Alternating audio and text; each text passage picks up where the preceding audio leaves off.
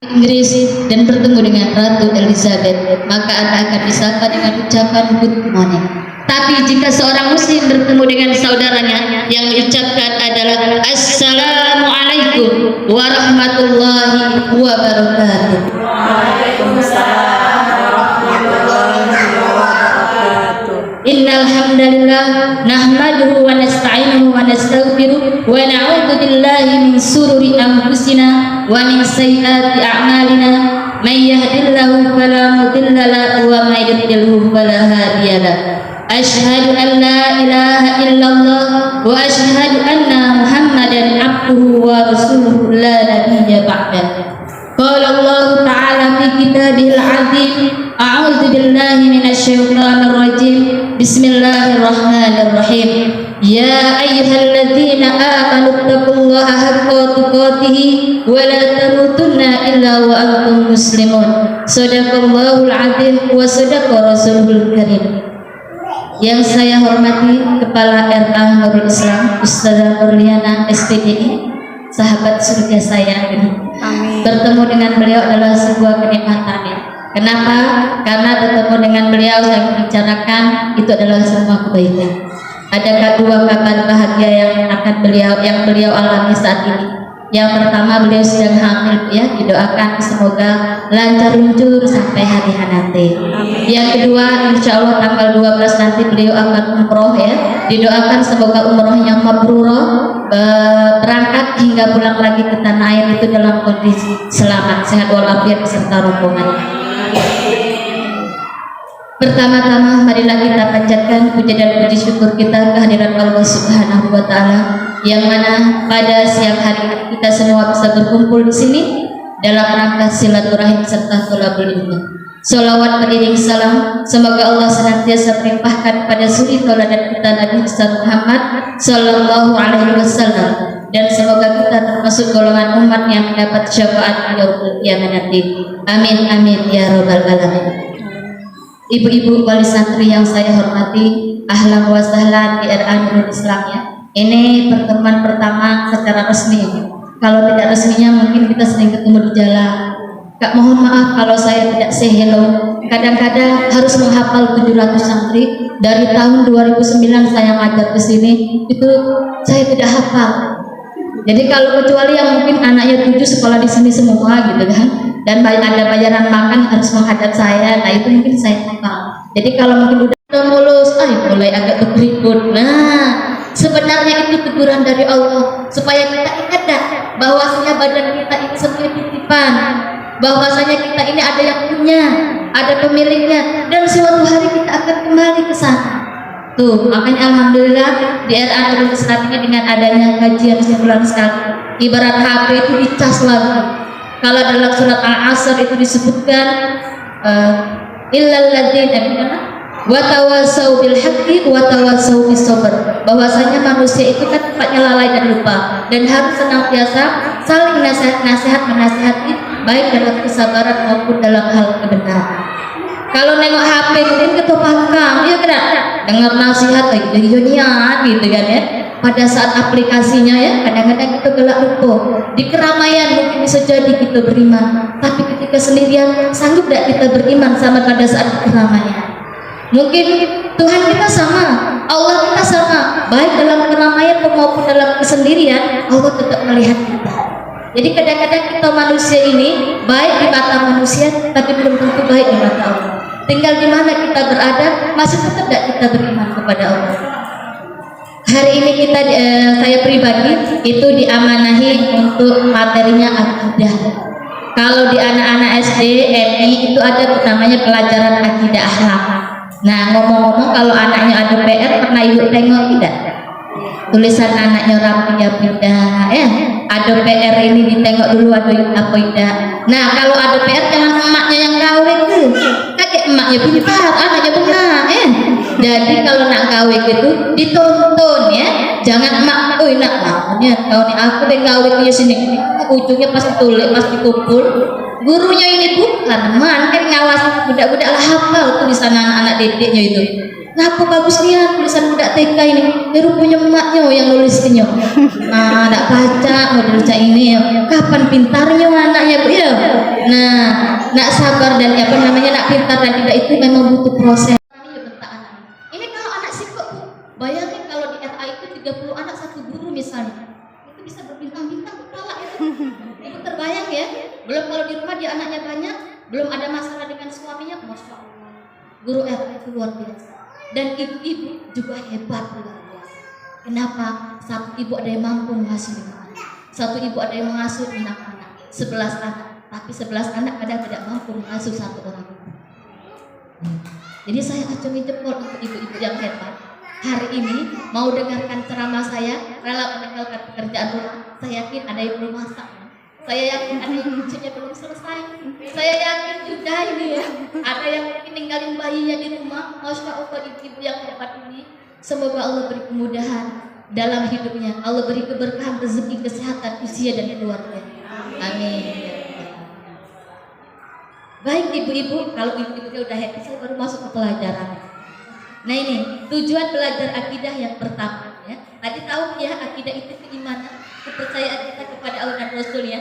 Jadi tujuan belajar akidah ini apa? Yang pertama, meningkatkan ibadah kita kepada Allah. Minimal ibu sholatnya 5 waktu, jangan bolong-bolong. Sholat subuh iyo, zuhur tidak, asar iyo, maghrib tidak. Ibu saya bilang cerminan anaknya. Kalau emaknya tidak sholat, jangan berharap anaknya tak sholat. Karena anak itu lebih senang diajak daripada disuruh. Oh ya, kau sholat lah. Weh mama ini nyuruh-nyuruh aku. Mak masih nonton TV, pegang remote katanya, masih main HP. Tapi ketika kita ajak sholat, itu ada kesetaraan. Anak merasa sakit ketika kita ajak. Nah ayo sholat, ayo mak. Ya, kemudian bapak-bapaknya juga suaminya disupport tuh. Ya, biasanya jodoh kita kecerminan kita tuh. Kalau kita malas sholat, suami kita malas sholat dulu. Kita pemarah, lah kita mak pemarah dulu. Iya enggak? Kalau kita sukanya misalnya apa nih ya, misalnya suka apa lagi kira-kira? Biasanya tidak jauh beda suami kita. Jadi jangan pernah marah dengan suami, karena Allah tidak akan pernah salah meletakkan tulang rusuknya. Kita adalah tulang rusuk suami, ya suami takdir kita. Bagaimana kita pernah menerima takdir kita? Ayo belajar. Setiap hari terus belajar yang baik, belajar menerima pasangan, terus kita perbaiki dulu keimanan kita. Ini kita tingkatkan ibadah kepada Allah. Pertama, sholat 5 waktunya dulu. Kalau sholatnya bagus, urusan ibu akan Allah mudahkan. Kalau sholat yang 5 waktu amburadul, dijamin urusan-urusannya lain amburadul semua. Kalau ibu tidak sholat, bagaimana dengan generasi penerusnya? Kalau seorang istri tidak sholat, bagaimana dia akan berbakti kepada suaminya? Kalau seorang suami tidak sholat, bagaimana dia akan mendidik istrinya?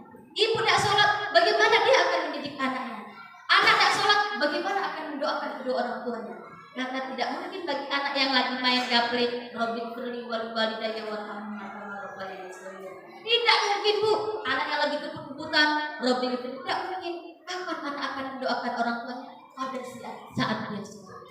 Penting mengajarkan kepada anak sholat sejak usia dini. Sejak umur 2 tahun tidak apa-apa, bentangi sok, mungkin apanya sajadahnya, ajak dia sholat. Umur 3 tahun, 4 tahun, 5 tahun. Pada saat dia umur 7 tahun dia tidak sholat, dia pukul itu. Setelah dia balik, dia sudah terbiasa. Itu anak siapa? Tolong diamankan dulu. Ada kuliah juga ya. Makanya kalau laki-laki sudah menikah dengan satu istri, dia fokus dengan istri, tidak fokus dengan yang lain. Jangan khawatir begitu ya. Suami itu titipan ya, titipan dari Allah. Kita lanjut yang kedua. Tujuan belajar akidah itu apa bu? Menenangkan jiwa. Jadi kita kalau kita sudah yakin Allah Tuhan kita, Rasulullah telah dari kita, tenang jiwa kita. Jangan percaya dengan kekuatan yang lain. Bosan miskin, laju, apa namanya? Pesugihan, babi ngepet lah, macam-macam mana. Auzubillahimin ya. Nah menenangkan jiwa kalau kita akidah kita bagus, keimanan kita bagus, jiwa kita menjadi tenang. Oh ibu hari-hari biasanya aku tidak bisa tidur, kan misalnya curhatan mak-mak. Kenapa banyak utang misalnya, berantem dengan laki. Kalau misalnya pengen tenang jiwanya, siang harinya jangan bermaksiat. Di antara tidak bermaksiat jangan ghibah. Penyakit mak-mak ini asal ketemu dengan kawannya pasti digibahin. Bahan ghibah yang pertama anak, bahan ghibah yang kedua suami, bahan ghibah yang ketiga mertua, bahan ghibah yang keempat ipar-ipar, atas kanan kiri depan belakang. Habis pula guru anak-anaknya dia. Yang kalau dusun-dusun ngomong itu ya, pahala dia hari itu zong, malamnya tidak bisa tidur kebanyakan dusun. Nah ini yang perlu diluruskan. Ya ibu-ibu ya, saya bukan ngomongin ibu-ibu tapi pengalaman dari saya. Kan kita sama-sama perempuan. Kalau ketemu dengan sama-sama perempuan tuh bahwa kalau ada yang tak diomong itu langsung udah lemak gitu. Tapi gimana sebagai barometer, ya kan? Allah Tuhan kita yang maha mengawasi dan lain sebagainya. Berikutnya ibu-ibu yang soleha ya. Yang ketiga adalah tujuan dari belajar akidah yaitu meningkatkan amal baik. Jadi amal baiknya harus ditingkatkan. Oh hari ini saya sudah sholat 5 waktu, ditingkatkan lagi menjadi sholat sunnah rawatib qobliyah subuh. Ibu aku udah bisa banyak-banyak qobliyah subuh jadilah apa kalau bahasa Malaysianya ya. Yang penting jangan tidak. Minimal sholat 5 waktunya dulu, setelah itu ditingkatkan lagi jadi sholat sunnah rawatib.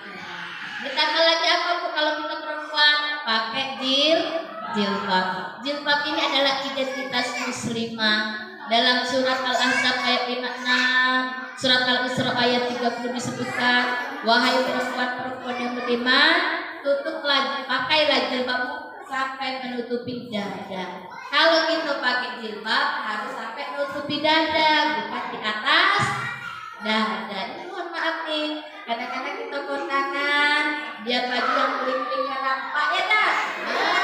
Kita kebet pakai jilbab madu dan racun. Kenapa disebut dengan jilbab madu dan racun? Pucuknya madu, bawahnya yang ketek-ketek lain namanya racun. Nah ini harus tuh bukan saya ngomong Bu. Ini nanti boleh dicatat nih, ibu-ibu boleh lihat surat Al-Ahzab ayat 56, surat Al-Isra ayat 31. Itu perintah dari Allah kepada hambanya untuk berjilbab. Yang terakhir tujuan dari belajar akidah yaitu menegakkan agama Islam. Jadi kalau kita punya iman, punya akidah, Islam tetap akan tegak dan akan tersekat kemana-mana. Selaku muslim, selaku muslimah, identitas kita ini pakai jilbab Bu, biar dikenali. Kalau kita pakai jilbab, orang tahu kita pasti beragama Islam. Kalau kita pakai jilbab, orang tahu Bu, kalau kita insya Allah baik. Rata-rata orang yang pakai jilbab itu baik, walaupun ada oknum-oknum yang terjebak. Bukan salah jilbabnya, tapi barangkali keimanannya yang belum terhujam dalam hati. Semoga pertemuan yang singkat ini, penyampaian saya yang singkat ini berkenan di hati ibu-ibu. Tidak usah banyak-banyak, kalau banyak-banyak tidak masuk. Kita bertemu lagi di episode-episode berikutnya, entah kapan. Kalau ada sumur di ladang, bolehlah kita menumpang mati. Kalau ada umur yang panjang, kapan-kapan kita berjumpa lagi. Iwak sempat, iwak gabus, lebih cepat, lebih bagus. Demikian yang dapat saya sampaikan. Kurang lebihnya saya mohon maaf. Wallahul muwaffiq ila aqwamit thoriq. Wassalamualaikum warahmatullahi wabarakatuh.